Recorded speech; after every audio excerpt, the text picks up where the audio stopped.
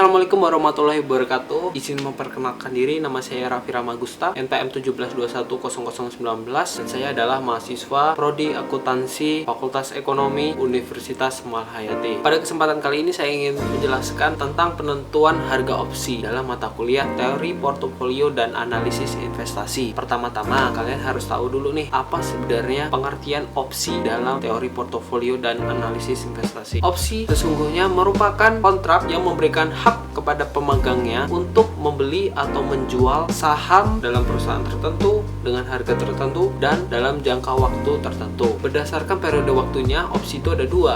Yang pertama adalah opsi tipe Eropa.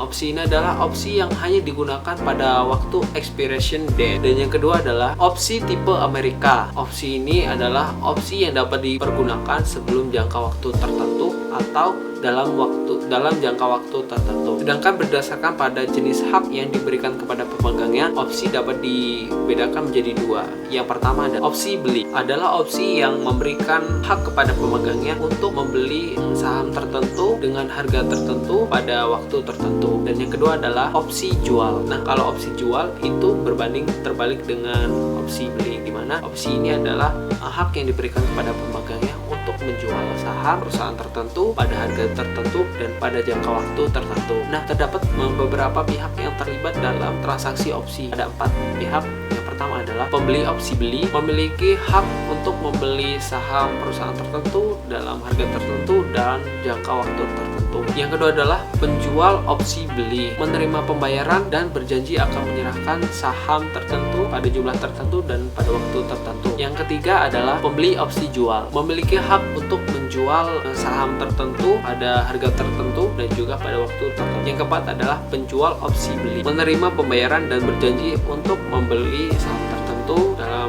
jumlah yang tertentu dan waktu tertentu. Nah, perlu kalian ketahui juga nih, ada 4 hal yang perlu diperhatikan dalam kontrak opsi beli. Yang pertama adalah perusahaan saham yang akan dibeli. Yang kedua adalah jumlah saham yang dapat dibeli. Yang ketiga adalah harga pembelian saham tersebut. Dan yang terakhir adalah tanggal berakhirnya hak beli. Selanjutnya adalah opsi jual. Nah, tadi dalam opsi beli ada 4 hal penting yang perlu diperhatikan. Dalam opsi jual juga ada 4 hal penting yang perlu diperhatikan juga nih. Yang pertama adalah perusahaan yang sahamnya akan dibeli. Yang kedua, jumlah harga yang dapat dibeli. Yang ketiga, harga saham yang akan dijual. Dan yang terakhir adalah tanggal berakhirnya hak menjual. Terdapat faktor-faktor yang menentukan harga opsi tersebut. Yang pertama adalah harga saham yang diperjualbelikan. Yang kedua, harga penyerahan. Yang ketiga, waktu yang tersisa sampai waktu jatuh tempo. Yang keempat, volatilitas harga saham yang bersangkutan. Yang kelima, suku bunga bebas risiko, di mana faktor pertama dan kedua merupakan faktor yang paling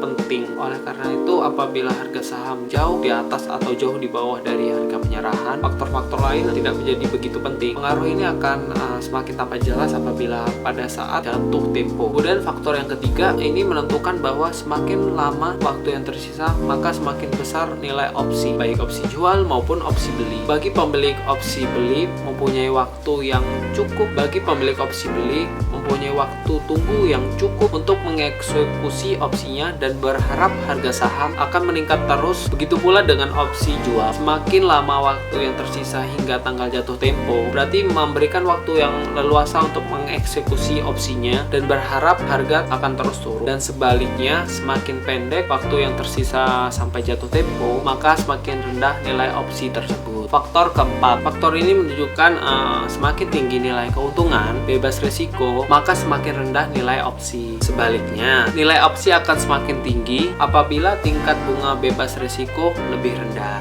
Nah, itu tadi yang bisa saya sampaikan mengenai penentuan harga opsi pada mata kuliah teori portofolio dan analisis investasi.